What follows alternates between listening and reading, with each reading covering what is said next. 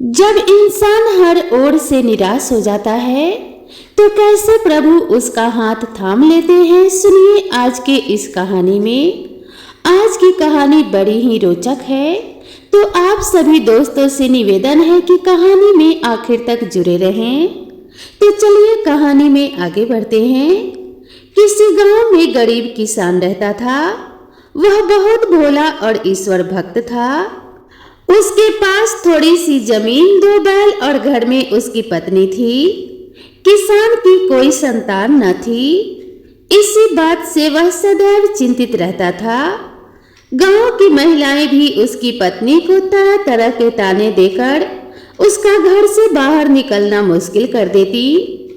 किसान जब भी अपने खेतों पर हल और बैल लेकर जाता तो गांव के ही मंदिर में प्रभु के दर्शन करना न भूलता।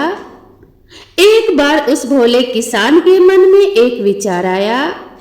उसने अपने विचार से अपनी पत्नी को भी अवगत कराया और दोनों की सहमति होने पर वह अगले दिन मंदिर के पुजारी जी के पास जा पहुंचा। उसने पुजारी जी से कहा, पुजारी जी, आप तो भगवान के सबसे निकट हैं। हमेशा से आप उनकी पूजा करते आए हैं। आपको तो ईश्वर के दर्शन होते ही रहते होंगे। आप मेरी प्रार्थना उन तक पहुंचा दीजिए। उस मंदिर का पुजारी बहुत ही लालची था। उसने सोचा, पता नहीं इसकी क्या प्रार्थना है। धन देने के लिए तो इसके पास फूटी कौड़ी भी नहीं है, लेकिन फिर भी सुन लो, क्या पता मेरा ही कुछ फायदा हो जाए। किसान को मूर्ख समझ के मन ही मन वह पुजारी ऐसा विचार करने लगा। मन में ऐसा विचार करते हुए पुजारी जी ने कहा, हाँ नारायण दास, बोलो, तुम्हारी क्या समस्या है।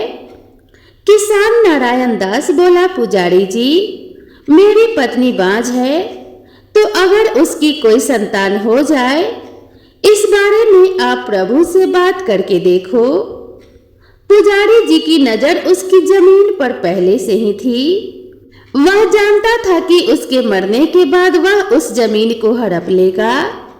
उसने कहा, नारायण दास, ऐसा करो, कल तुम और तुम्हारी पत्नी प्रातः काल मंदिर में आ जाना। मैं रात को प्रभु से तुम्हारी समस्या का समाधान पूछने का प्रयास करूंगा। भोला किसान बहुत खुशी खुशी घर लौट आया और सुबह होने का इंतजार करने लगा। आज की रात उन दोनों को बहुत लंबी लग रही थी। किसान की पत्नी बोली, ए जी, क्या सचमुच प्रभु जी से पुजारी जी हमारी बात पूछेंगे? तो किसान कहता है, अरे पगली, भगवान के सबसे बड़े भक्त हैं और हमारे पुजारी जी ऐसा जरूर करेंगे। उनकी तो प्रभु जी से हमेशा ही बात होती रहती होगी। उसकी पत्नी भी उसका विश्वास कर लेती है। समय बीता और सुबह हो गई। जल्दी जल्दी सारे कामों को निपटाकर वे दोनों मंदिर जा पहुंचे। पुजारी जी वहां की पूजा में व्यस्त थे। थोड़ी देर बाद जब पुजारी जी पूजा संपन्न कर चुके तो उन्होंने देखा कि किसान और उसकी पत्नी खड़े हैं। वह बोला, अरे नारायण दास, बैठो और अपने पत्नी का घूंघट ऊंचा कराओ। प्रभु से क्या पर्दा, प्रभु तो सब देखते और जानते हैं। पुजारी जी की आज्ञा पाकर किसान ने अपने पत्नी का घूंघट हटवा दिया। पुजारी जी उनके सामने बैठ गए। जैसे ही पुजारी की नजर किसान की पत्नी से मिली, पुजारी जी के मन में लड्डू फूटने लगे। उसका ईमान किसान की पत्नी को देखकर डोलने लगा। वह सोचने लगा, लगता है प्रभु मुझ पर कुछ ज्यादा ही मेहरबान है। अब मैं इसे ऐसी तरकीब बताऊंगा कि इसकी जोड़ू और जमीन दोनों ही मेरी होगी। कहते हैं न कि ईश्वर तो सर्वव्यापी है। सो वह पुजारी के पवित्र स्थान पर बैठकर पुजारी के नापाक इरादों को सुन रहे थे। प्रभु ने सोचा, पहले तो नीचे गिर, मैं भी देखता हूं कि तू कितना नीचे गिरेगा। कर्मों का हिसाब तो मैं बाद में करूंगा। पुजारी ने किसान से कहा, नारायण दास, रात को जब मैंने प्रभु को प्रसन्न किया तो वह मेरे समक्ष आकर बोले, वत्स, किसान से कहना पहले किसान अपनी परीक्षा देकर मुझे प्रसन्न करे, तब मैं उसकी प्रार्थना सुनूंगा। भोला किसान उसके नापाक इरादों को भांप न सका। वह उत्सुकतावश बोला, बोलिए पुजारी जी, जल्दी कहिए, मुझे प्रभु के लिए कौन सी परीक्षा देनी होगी? पुजारी बोला, नारायण दास, बहुत ही कठिन परीक्षा है, उसमें तुम्हारी जान जाने का भी खतरा है। मुझे लगता है कि तुम रहने दो, तुमसे यह सब ना हो सकेगा। वह यह सब किसान को उकसाने के लिए कह रहा था। जब किसान ने उससे जिद की तो पुजारी बोला, नारायण दास सुनो, यह मेरा नहीं प्रभु का आदेश है कि तुम अपने हल को साफ सुथरा करके आने वाली अमावस्या को अर्धरात्रि के बाद प्रथम पहर यानी 2 से 3 बजे शुभ बेला में अपने साथ कुछ पुष्प, रोली, चावल लेकर गांव से बाहर वाले बाग में पीपल के पेड़ के पास पहुंच जाना।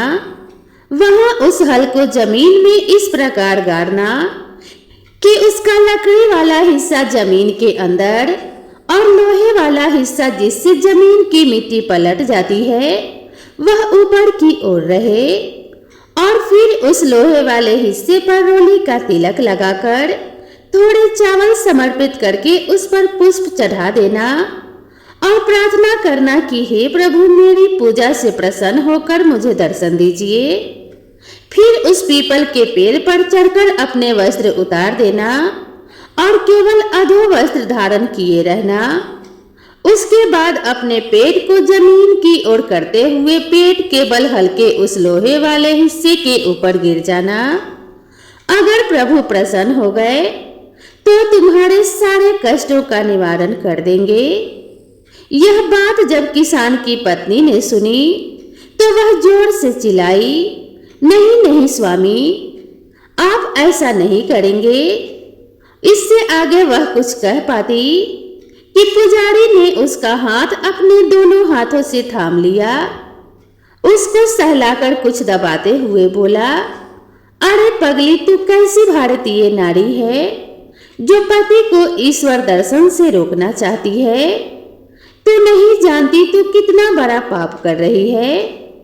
पत्नी का तो धर्म है कि पति के नेक कार्यों में भागीदार बने, और तू है कि उसे रोक रही है। लेकिन अगर इन्हें कुछ हो गया तो? किसान की पत्नी कांपते हुए आवाज में बोली। किसान की पत्नी ने पुजारी से पूछा, अगर मेरे पति को कुछ हो गया तो मैं कैसे रहूंगी?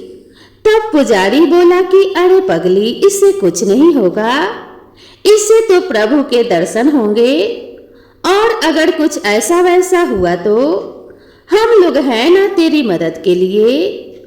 पुजारी किसान के सामने उसकी पत्नी का हाथ अपने हाथों में थाम उसे सहला सहला कर दबाते हुए यह सभी बातें करता रहा, और बेचारा किसान प्रभु दर्शन की आस में अनजान बना बैठा देखता रहा।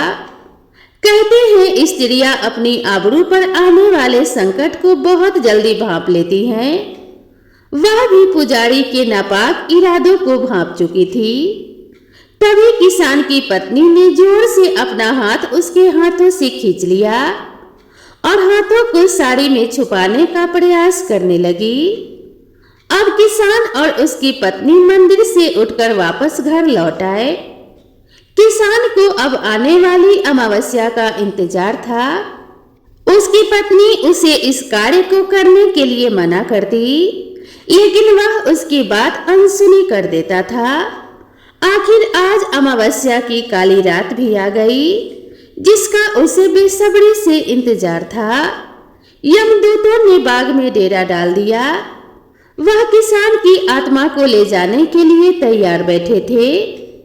किसान आज की रात प्रभु दर्शन की आस में सो न सका, और उसकी पत्नी पति वियोग के सोच में घुली जा रही थी। आखिर वह घड़ी आ पहुंची जिस घड़ी की प्रतीक्षा किसान नारायण दास को पिछले कई दिनों से थी। स्नान आदि से निवृत्त होकर अपने पूजा की सभी सामग्री तैयार करके हल को साफ सुथरा करके वह अपने पत्नी के पास गया और बोला कि अरे सुनती हो, अब मैं जा रहा हूँ, मुझे द्वार तक छोड़ने नहीं चलोगी। इतना सुनते ही उसकी पत्नी की आंखों से आंसू बहने लगे और वह जोर जोर से रोने लगी। उसे लगा कि शायद आज मैं इन्हें जैसे अपने जिंदगी से ही विदा कर रही हूँ। वह उसके पैरों से लिपटकर रोते हुए कहने लगी, स्वामी जरा सोचिए, मुझ अभागनबाज औरत के साथ इस गांव में कैसा व्यवहार होता है, और यदि मैं विधवा हो गई तो मेरा क्या होगा? मैं तो जीते जी ही मर जाऊंगी। यह दुनिया मुझे जीने नहीं देगी। अभी तो आप हैं जो हर बुराई से मेरी रक्षा करते हैं, हर किसी के नापाक इरादों को आप विफल कर देते हैं, लेकिन आप नहीं रहेंगे तो मेरा क्या होगा? फिर तो यह गिद्ध मुझ अबला को नोच नोच कर खा जाएंगे। स्वामी मेरी बात समझो, इस प्रण को त्याग दो। मुझे कोई संतान नहीं चाहिए, मेरे लिए तो मेरा सुहाग ही काफी है। कुछ तो सोचिए, कुछ तो बोलिए। किसान शांत भाव से बूत बना सब कुछ सुनता रहा। उसने आज तक अपने पत्नी की ऐसी हालत कभी नहीं देखी थी। वह सोचने लगा कि कितनी स्वार्थी है यह औरत, और मैं इसके लिए बेकार में ही फिक्र कर रहा था। मैं ही बेकार में इसके तानों की फिक्र किए जा रहा था। फिर एक पल रुककर उसने सोचा, नहीं नारायण दास, सोच, यह पत्नी तुझसे कितना प्रेम करती है। अपने सुहाग के आगे उसे कुछ और मंजूर नहीं, लेकिन मेरा भी तो अपनी पत्नी के लिए कुछ कर्तव्य है कि सारे कर्तव्य उसी को निभाने हैं। उसने उसे उठाकर अपने गले से लगाते हुए कहा, अरे पगली, जो तुझ पर बीतती है वह मुझसे भी देखा नहीं जाता। तू ही बता, मैं तो खेत खलिहान जाकर अपना मन लगा लेता हूँ और तू घर में अकेली बैठी रहती है। तू कब तक दुनिया के तानों से घुटकर मरती रहेगी? सच में यह समाज बहुत ही खुदगर्ज और निर्दयी है। हम जैसे गरीबों का तो यहाँ कोई भी नहीं है। खैर तू छोड़, तू परेशान ना हो। अगर मुझे प्रभु मिल गए तो मैं उनसे तेरी सारी समस्याएं कह दूंगा। अभी तू मुझे जाने दे और अपने आंसू पोंछ ले। तू ही तो मेरी हिम्मत है पगली। तेरे सिवा मुझ दुखिया का भी तो कोई नहीं है। भगवान भी तो हम गरीबों से ही रूठते हैं। अच्छा हट, अब मुझे जाने दे। प्रभु मिलन की शुभ घड़ी बीती जा रही है। और ऐसा कहते हुए नारायण दास घर से निकल गया। इधर उसकी पत्नी अपने बिस्तर पर जाकर हूक भर भर कर रोने लगी। कुछ ही समय में नारायण दास बाग में पहुंच गया। बाग में बहुत सन्नाटा था। सियारों की आवाजें उसे डरा रही थी। किसान को अब मन ही मन डर लगने लगा। किसान अपने घर से चलकर बाग में पहुंचता है, जहां उसे सियारों की आवाज सुनकर डर लगता है। अब लेकिन कहते हैं ना, जहां चाह वहां राह। किसान के मन में तो प्रभु प्रेम बसा हुआ था। वह उनके दर्शन जल्द से जल्द करना चाहता था। अतः उसने सारे कार्य वैसे ही किए जैसे उस पुजारी ने उसे समझाया था। वह पीपल के पेड़ पर चढ़ गया और प्रभु का स्मरण करके अपना पेट जमीन की ओर करते हुए हल के ऊपर गिर गया। उसके मन में जरा भी घबराहट नहीं थी। प्रभु दर्शन के बारे में तनिक भी संदेह न था। लेकिन तभी कुछ ऐसा हुआ जिसकी कल्पना अन्य किसी ने भी ना की थी। चारों ओर खामोशी ही खामोशी थी। एक दिव्य प्रकाश पुंज चारों ओर फैल गया और हल पर गिरने से पहले ही प्रभु नारायण ने अपने भक्त नारायण दास को अपने हाथों में थाम लिया। नारायण दास की आंखें बंद थी। जब उसने अपनी दोनों आंखों को खोला तो वह देखकर आश्चर्यचकित रह गया। भला मेरे प्रभु इतने सलोने, उनकी ऐसी छटा जिसका वर्णन करना भी असंभव है। ईश्वर के इस प्रकाश पुंज की उपस्थिति में वे यमदूत चले गए, क्योंकि हर अंधकार को ज्ञान और आस्था द्वारा दूर किया जाता है। प्रभु के रूप को नारायण दास प्रभु की गोद में लेते हुए निहारता रहा। कुछ देर बाद प्रभु ने कहा, वत्स, तुम कितने भोले हो और पुजारी कितना दुष्ट। तुम उसकी बातों को भांप ना सके। अगर मैं न आता तो आज तुम्हारा क्या हाल होता। तुम्हें इसका जरा भी आभास न था। नारायण दास प्रभु के चरणों में गिर पड़ा और बोला, प्रभु, पुजारी तो आपका अनन्य भक्त है। उसने ही तो मुझे आपसे मिलने का आदेश सुनाया था, और प्रभु की बात तो हमेशा सच होती है। आप मेरी परीक्षा से प्रसन्न हो गए। मेरे लिए इससे ज्यादा खुशी की और क्या बात हो सकती है। प्रभु बोले, वत्स, तुम केवल अपने दिल की सुनते हो, दिमाग की नहीं। किसान बोला, प्रभु, दिल में ही तो आप बसते हैं, मन तो चंचल होता है। प्रभु ने कहा, वत्स, तुम आत्मा से पवित्र और मन से निष्कपट हो। तुम्हारी पत्नी पतिव्रता है, तो भला मैं ऐसे भक्तों को मुसीबत में अकेला कैसे छोड़ सकता हूँ। क्योंकि छल कपट मोहे तनिक न भावे, अर्थात मुझे छल कपट जरा भी पसंद नहीं है। मैं तो सभी प्राणियों में हूँ। तुम अपने को पहले मुझे समर्पित तो करो। आज प्रभु ने किसान की बहुत दिनों की इच्छा को दर्शन देकर पूरा कर दिया। इधर किसान और प्रभु की वार्तालाप हो रही थी, उधर पुजारी के मन में कुछ और ही चल रहा था। उधर किसान की पत्नी अपने आंसू बहाते ईश्वर के चरणों में पड़ी प्रार्थना कर रही थी। तभी अचानक किसी ने दरवाजा खटखटाया। किसान की पत्नी का चेहरा खिले गुलाब जैसा निखर उठा। वह इसी पल के इंतजार में ही तो बैठी रो रही थी कि कब उसका पति वापस आए। वह दौड़ती हुई दरवाजे की ओर बढ़ी और दरवाजा खोलते हुए बोली, आ गए तुम? मैं तो कब से तुम्हारा ही इंतजार कर रही थी। वह सामने पुजारी को देखकर अचानक से उसका चेहरा मुरझा गया। उसने ऐसी कल्पना तो कभी भी नहीं की थी। पुजारी बोला, अरे पगली, तूने मुझे बुलाया और हम चले आए। अब मैं और तू, समझी ना कहते हुए उसने किसान की पत्नी का हाथ पकड़ लिया। वह उसे बिस्तर की ओर ले जाने लगा। किसान की पत्नी जोर जोर से चिल्लाने लगी, स्वामी मुझे बचाइए, स्वामी तुम आते क्यों नहीं? मुझे कौन बचाएगा इस जल्लाद से?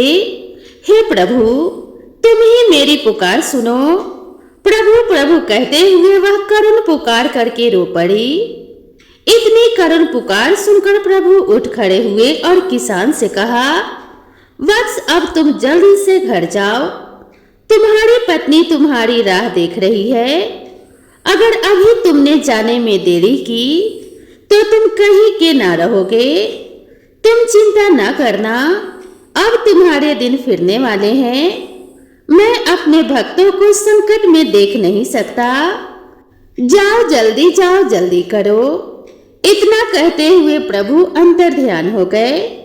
नारायण दास प्रभु के चरणों की धूल को मस्तक से लगाते हुए तेज कदमों से घर की ओर चल पड़ा। घर पहुंचकर उसने देखा कि दरवाजा खुला हुआ है। पुजारी उसकी पत्नी के बाल पकड़कर उसे घसीट रहा था। उसकी पत्नी चिल्ला रही थी, प्रभु मुझे बचाओ, मुझे कोई तो बचा लो। इस प्रकार से वह चिल्लाए जा रही थी। वह जल्द उसकी तरफ दौड़ा।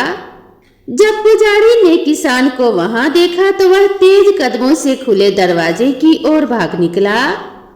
किसान की पत्नी दौड़कर नारायण दास के सीने से लगकर रोने लगी। वह भी उसको गले से लगाए भूत बना खड़ा रहा। दोनों थोड़ी देर तक स्तब्ध रहे, फिर एक दूसरे की ओर निहारने लगे। दोनों की आंखों में अजीब सी चमक साफ दिख रही थी। उनकी जुबान खामोश थी, आंखें ही सब कुछ बयान किए जा रही थी। किसान की पत्नी जहां अपने पति के सलामत आने से खुश थी, तो किसान प्रभु दर्शन से वे पुजारी को भूल जाना चाहते थे। कुछ ही दिनों में नारायण दास के घर प्रभु नारायण का आशीर्वाद फलित हुआ। किसान और उसकी पत्नी को एक बेटा की प्राप्ति हुई और फिर धीरे धीरे उनका घर धन्य धान्य से भरता चला गया। सच ही कहा है, जापर कृपा राम की होई, ताको कहा करे प्रभु कोई। बोलिए भगवान श्री हरि नारायण की जय। तो दोस्तों, यह कहानी आप सभी को कैसी लगी कृपया कमेंट करके जरूर बताइएगा, और इस कहानी से आपने क्या सीखा यह भी बताना मत भूलिएगा। तो दोस्तों, मेरे चैनल से जुड़ने के लिए और इस कहानी को आखिर तक सुनने के लिए आप सभी का ढेर सारा धन्यवाद। तो मिलते हैं इसी तरह की नई कथा और नई वीडियो में, तब तक के लिए नमस्कार।